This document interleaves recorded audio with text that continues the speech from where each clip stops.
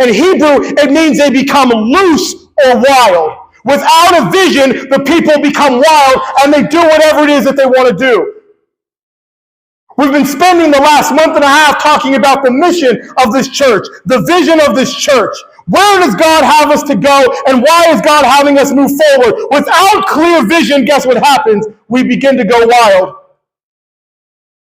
He threw it, but he didn't hit the target. Why? Because I didn't tell him where the target was. You'll never hit a target that you haven't set for yourself. And without vision, you go through life trying to get somewhere and hit a target, but you have no idea where it is. We just float through. Without a vision, the people don't die, the people grow wild.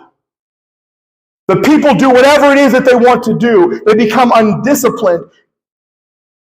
In the book of Judges, this phrase gets repeated throughout the whole book. There was no king in Israel, and everybody did what was right in their own eyes. Why? Because the king was the one that had the vision. And when there was no one with vision, the people did whatever they thought was right. You did your vision. You did your vision. He did his vision. She did her vision. Everyone had their own vision, but there was no corporate vision. And so everyone does whatever it is that they want to do.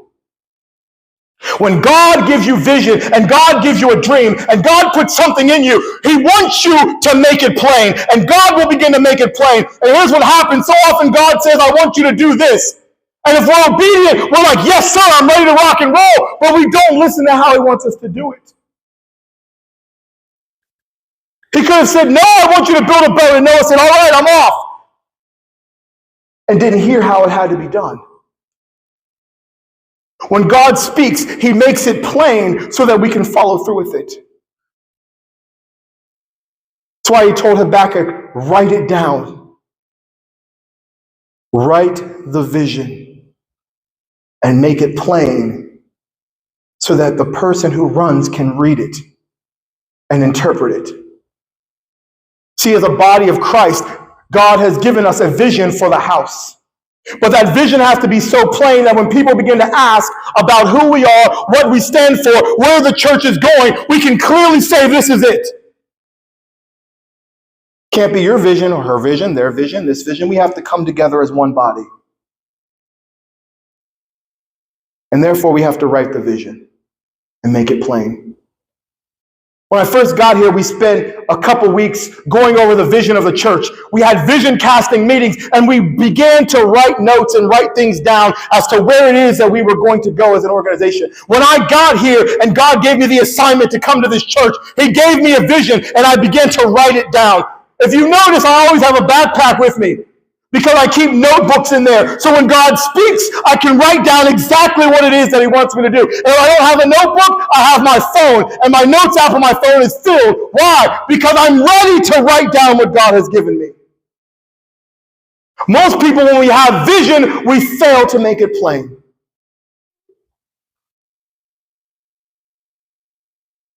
Because just because a person can see something, just because a person can see, doesn't mean that they have vision. When God speaks about vision, you have to be able to see it clearly.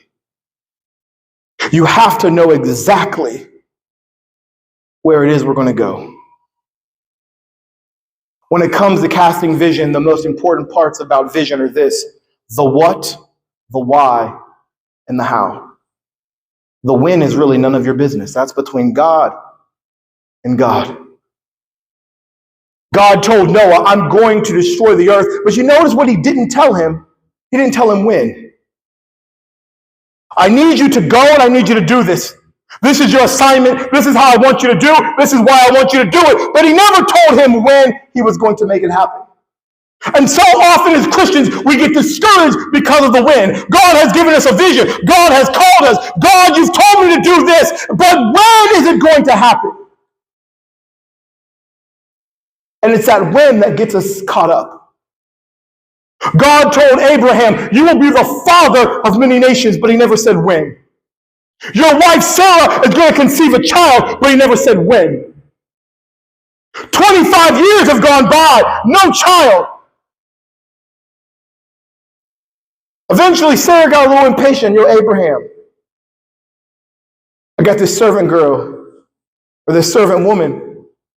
Maybe what God really meant was if you get her pregnant, then you'll have a child, and it's not through me, it's through her. But God didn't say that.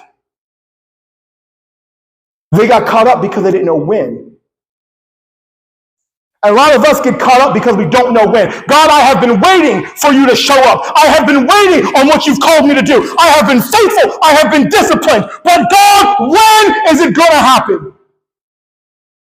When is none of your business.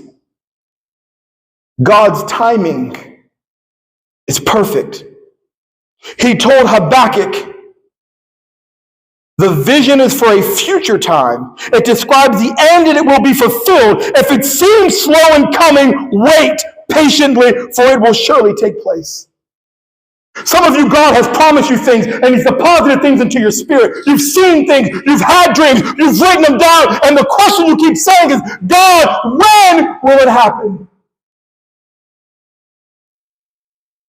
The when is none of your business. As a church and as an organization, God is calling us to move forward. God is calling us to do things. God is calling us to renew lives, rebuild relationships, and revive our community. And the question that I'm not going to ask is, Lord, when? He'll do it when the time comes. What I should be asking is what, why, and how. What is the assignment that God has given us? What is the dream that God has given you? What is the task that God has placed into your life? What is the job first? Write it down. God told Noah, I'm going to destroy the earth. I'm going to save you and your family. I'm going to need you to get 2 of every kind of animal and get it into this boat. And I need you to also build a boat. That was the what. What is the what that God has given you? What is the what that God has put into your spirit? Lord, this is the dream. This is what I have. This is what I've seen. This is what you've given me. This is what I feel in my spirit. Lord, this is the what. What is your what? What is the goal, the dream, the vision, the future going to look like? The reason we're talking about 2020 vision and clear vision is because next Sunday, I'm going to give you all the vision plan for the church. You're going to have a copy of it in writing, and it's going to be plain, and you can open it up, and you can see, and you can read, this is where we're going. Dawn, if I pulled up at your house, and I said, Dawn, get in the car, we're going to go for a ride. You may get in the car with me, but Miss Patsy's going to have some questions, because she's not going to let her most precious belonging just jump into a car. She don't know where you're going. Where are you going to take him? When will you be back? How long are you going to be gone? She's going to ask me all the right questions. Why? Because you're important. She needs details. And so in the vision plan, it's going to say where we're going to go, how we're going to get there. This is the direction that God has given our church. And when you're out and about and people ask about the church, well, this is our mission, renew, rebuild, revive. But let me tell you about the vision. See, one of the most important things that we can do is we have to cast vision. Because when you begin to cast vision, people begin to catch on to what you're doing. When we started having contractors and different people begin to come through here, people have been giving me amazing deals on stuff that I shouldn't even be getting deals on. People have been giving me deals on. Why? Because they caught the vision. The lady that came in, her company did all of our flooring. They did it in here. They did it over there. They also did the accent wall. They've installed lights for us. I had several companies and I got quotes to do things. And this lady came and she said, I walked in here and I could see it. And as you begin to tell me what was in your heart, you cast a vision and I can see it. And I want to help make this vision come to pass. So she said, every discount, every supplier that I can get something discounted on, I'm going to pass it all on to you. She came in $3,000 less to not only replace the floors. I got quotes to replace the floors that were $3,000 more than her quote for the floors. But she not only did the floors, she did the lights, she did the accent wall. She did a lot for us. And she said, everything that I could do to help this church, I did it because I believed in the vision. See, when God gives you vision, God also begins to give you the resources to make it happen. The what is important. What is it that God had given you? So often we talk about the what. We get excited because of the what. God gave me this. God called me to ministry. God has put this in my heart. God told me to do this. God had me do this. And we get so excited about the what that we forget to ask about how. How does God want us to do it? The how is important. Most people, they get the what and then they take matters into their own hands and try to make it happen. When God gives you a what, He's also going to tell you how to get it done. He's going to be very specific with how to get this done. This is where you're going to have to go, and this is how you will get there. If I came and I knocked on your door to pick up Dawn, Miss Patsy, and you look out the window and you don't see a car, and I said, me and him are going on a trip, the first thing you might ask is, how are you going to get there? You don't have a vehicle outside. And you better not be trying to take him for a long walk. You're going to have questions. The how is important. And God will give us specific details on the how, and the how is what you have to write down. Write down the what, but then also begin to write down the how. Do you know why most people's New Year resolutions don't work? Do you know why people can set goals and then they'll never achieve them? Because they have the what, but they fail to put the how down. I'm going to lose 50 pounds this year. Praise God, my goal is to lose 50 pounds. How are you going to do it? What behaviors will you adopt to help you reach that goal? It's important when it comes to the how that you make it very detailed and you start doing all the right things to get there. If I'm going to lose 50 pounds, I can't just say, well, I'm going to lose 50 pounds this year. I have a goal. Yay, me. But how are you going to get there? Well, I'm first going to have to get a gym membership. And then after I get that gym membership, I'm going to need to go to the gym at least 3 times a week. Should probably go early in the mornings when I'm most alert and most awake. It'd probably be best to do it right before I go to work.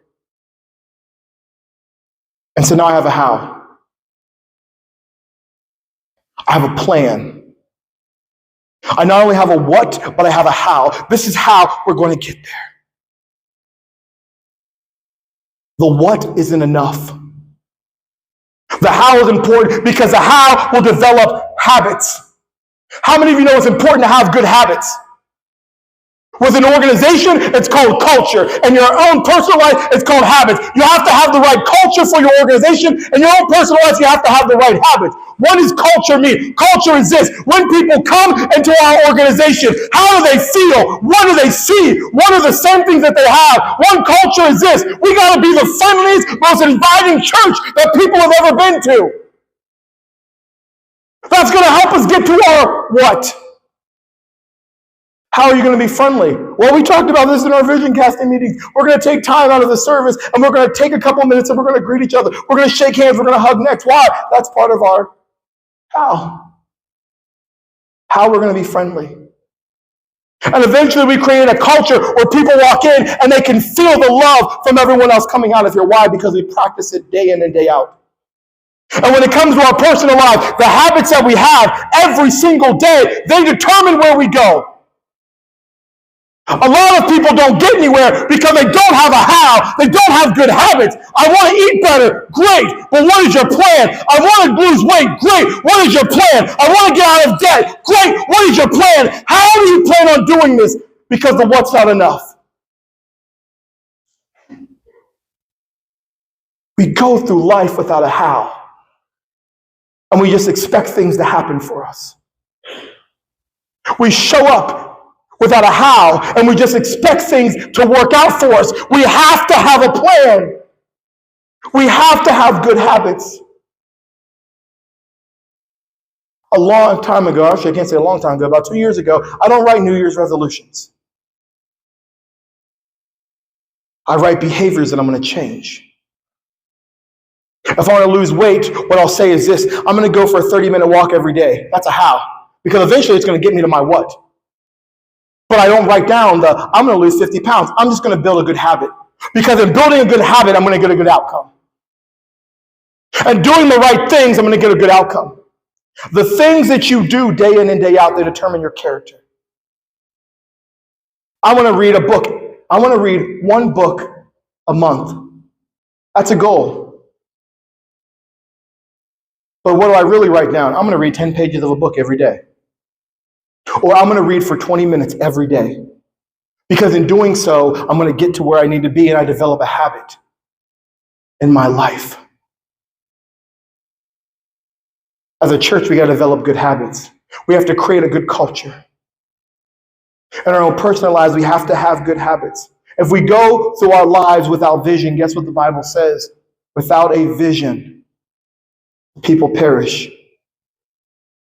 As a church, we have to have a vision, or else everyone does whatever they want to do. But in your own life, if you do not have a goal, if you do not have a what and a how, then in your own life, you become unruly and you do whatever you want to do. I'm in the same place I was 5 years ago, and I'm no different. Why? Because I haven't written down or planned where I want to go. I've just been running. I've been trying to hit a target, but I don't even know what the target is. And so I live my life aimlessly because I haven't taken the time to plan it. I'm here a lot during the week. Most of the time, Monday through Thursday, I'm here. You won't see me on Fridays because that's my Sabbath day. And Daryl, he has the privilege and the job to make sure that I am not here on Fridays. Because Daryl sees my car parked out here. And Daryl knows that if he sees me on a Friday, he is to promptly come up to me and say, go home and don't come here. This is your day off. Stay away. Show up on Saturday, sure, but don't you dare come up on Friday. So Monday through Thursday, you'll see me here. But here's what happens. I go into my office. I'm the only person here, which can be dangerous because when you're by yourself, there's no one to hold you accountable. And things might not get done. I might just sit in my office and watch YouTube all day. Who knows? So in order to prevent that, what I do is this. I come, and on my desk in my office is a notepad, and every day I write down what I'm going to do today.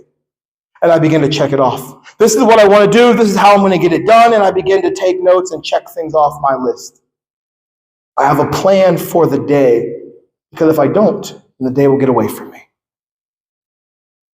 And every day of your life, you have to have a plan, or else what happens is life gets away from you. Days can turn to weeks, months, years, and before you know it, you're looking and you're in the exact same place you were, doing the exact same things you've always done, and you've gotten nowhere. The last question you need to ask yourself is this: why am I doing this? See, the why is the driving force. Because if you don't know why you're doing something, then guess what? You won't have the motivation to do it. When motivation leaves, why will keep you going? Why is it that this is important? Why is it that I've set this goal? Why is it that God has called me? Why is this mission important? Noah's why was this: if you don't, you'll die. I don't know about you, but that's a pretty good motivator for me. If you don't do this, you'll die. I went to my doctor, and my doctor told me, she said, Marcus, you are healthy. And I said, that is great news. And she said, but your cholesterol is high. And I said, well, that's not good. And she said, no, it is not. So I'm going to give you two options. One, you can take this pill, and you can try to lower your cholesterol that way. It probably won't work. You'll have weird side effects. But if you want to take it easy, try it and take this pill. So you didn't make that sound very good at all. She said, it's easy. And I said, but I don't like that. What are these side effects you've told me about? What's option number two? She said, option number two is this: you either start eating right, exercising, and follow this diet plan that I have set out for you. Those are your options. Your blood pressure is starting to creep up just a little bit. It's not super high yet, but it's starting to teeter that way. It's not unhealthy yet, but it's teetering that way. You can either do this, or I can give you a pill. What do you want? What are the side effects of the pill? Here are the side effects. I don't like that. Then you need to change what you're doing, or else you're going to end up unhealthy. That was a good motivator for me. She said, you have 5 kids. Yes, ma'am, I do. Do you want to live for them? Yes. Then you have to change something. Your why is the reason you're doing it. Your why is your motivator. Why am I doing this? Because if the why isn't strong enough, if the why isn't motivating enough, if the why isn't compelling enough, you'll end up right back where you were. Why am I doing this? As a church, to move forward, this is the goal, this is the vision, this is where we're going to go, here's why we're going to do it. Why are we doing this? Because there's souls that are lost. Why is it important? People are dying every day. We have the cure for sin, and yet we sit down and let them die every single day. So what do we do about it? Why does our church exist? Why do we need to be here? Why are we going to help people? Because there are people that are sick. There are people that need food. There are people that need clothes. There are people that need Christ, and we have the answer. That's why. I can't think of a more compelling one than that. One of the hardest things for me was going through COVID. 2020 was a rough year for a lot of people. I did a lot of things in 2020. I tried to stay active. Most people stayed inside. I tried not to stay inside. It was frowned upon if you went outside in Ohio. I heard things in Florida were a little bit different, but in Ohio, you pretty much couldn't leave your house unless you were an essential worker. So I went and became an essential worker so I could get out of the house. Got a job at a grocery store. Went and got a job as one of those people that when you order stuff online, they go around the store and they shop for you. It's exactly what I did. I could put in my headphones, I didn't have to talk to people, and I would just go around shopping. Why? Because I didn't want to stay in the house. But then when I could get out of the house, I was becoming an essential worker. So I had to step out. 2020 was a rough year. But let me tell you something. I tried to make the most of it. I had a good time in the year 2020. But my heart also broke. Because of the youth pastor, we could not have church. And so we had to come up with creative solutions on how we could have church with our youth. Let's do it on Zoom. Let's make gift baskets and deliver them to the kids' houses and wave at them through the windows. But we had to do something because why? In the year 2020, suicide rates among teenagers were the highest they had ever been. Kids were killing themselves because they were trapped inside. And so as ministers of the gospel, our why became, we have to find a way to save these kids. So what do we do? If we got to play games on Zoom, let's do it. If we got to come up with more creative solutions, let's do it. If we got to drop off gift baskets, let's do it. But we have to find a way to save them. Because they're dying. Pornography among teenagers was the highest it was in the year 2020. The devil was out to destroy these kids. And not only were they out to destroy them, but in the year 2020, a lot of these porn sites made their subscriptions free. So kids were getting hooked and addicted. So we had to save them any way we could. The why is important because without a strong enough why, you'll fall. Without a strong enough why, the what will fade into the background. Without a strong enough why, you'll forget about the how. The why compels us to move forward. Even when I don't feel motivated, what is my why? I told you last week, I had a knack for making money. Couldn't keep it, but I could sure go out and get it. But every time I picked up a side hustle or did something creative, I don't know if I told you this, one year I sold mattresses out of my house. Legally, by the way. I found this auction site where I could buy mattresses for cheap. And what I would do is I would buy them and store them in my house, and then I would sell them on Facebook and offer up. And so I'd go to my job, and then I would buy these mattresses and sell them out of my house. It was a good side hustle. But the thing that kept me going was my why. Malia, Sophia, Lilia, Bella, Danielle, you have to do it for them. And I knew I had to do it legally because guess what? If I went to jail, they'd be without me anyway. So I had to find creative ways to make it work. But it was my why. And it drove me to become better. The why behind what we do is important. So next week when you guys come in, we're going to have the vision of the church, the what, the how, and the why laid out. Because we're moving forward. God is doing amazing things here. See, the why will drown out the devil when he tries to tell you it's not going to happen. There have been plenty of times I've sat here on the front pew and I've been worshiping and the devil whispers in my ear, you realize this is as big as your church will ever get. But I remember the why. And I say, devil, you are a liar and the father of lies. God promised it. When it will happen is none of my business. I'm holding on to the promise that God gave me. What has God promised you? What has God spoken into your life? Don't worry about when it'll happen. When is not your business, but God promised it.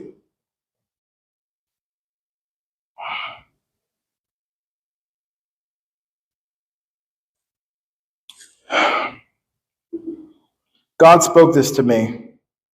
I'm going to read it because I wrote it down. Where there is no vision, people do whatever they want. They live life aimlessly and without direction, trying to get to a destination they haven't set yet. They get in a car waiting to go, but have no roadmap. So many of us live life like that. Trying to get somewhere, but have no idea how to get there. We haven't planned it. We haven't set anything for it. We just want to go. We live life the same way we did. What are you doing now? Whole same thing I was doing 3-4 years ago. We're stuck. We're in a rut. For 40 years, the children of Israel walked in a circle. Not going anywhere. How many of you know just because you're moving doesn't mean that you're moving anywhere important? Just because you're active doesn't mean that you're actively doing something. Anybody ever walked on a treadmill? You're moving, but you're not going nowhere. And year after year, we move. We're active. We're doing things. We go to jobs that we hate. Why? Because they give us a little bit of money, but God called us to start our own businesses. But we're stuck. We're in a rut. We're just going and living life in circles. For how many years this church just went in a circle? You know what happened as the children of Israel went in a circle? They started dying off.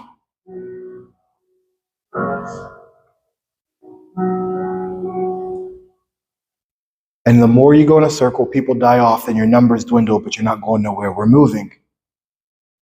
We're not going anywhere. And after 40 years of walking in a circle, God told Moses, turn and go north. Some of you, God is saying, you've walked in this circle long enough. You've done the same thing, gone to the same places, hung out with the same friends, been at the same job. And God said, it's time to turn and go do something else. It's time to turn and move forward.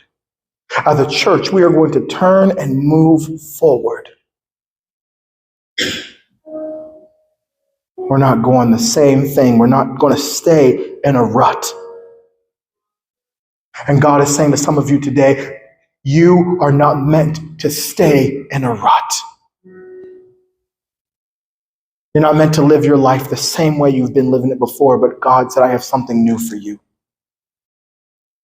God's given you a what, but you failed to listen to the how.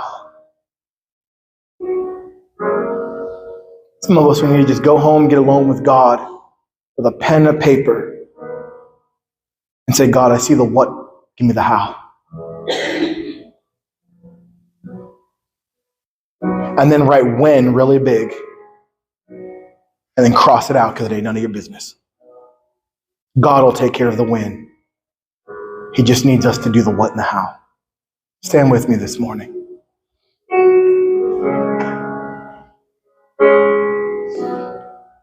If you're here this morning under the sound of my voice, you said, Pastor, I've been living my life the same way I've always done, walking in a circle. I've had dreams that aren't going anywhere. Vision, but I can't see clearly. I've gone in the same circles over and over again, and I'm ready to move forward. Can you please pray for me?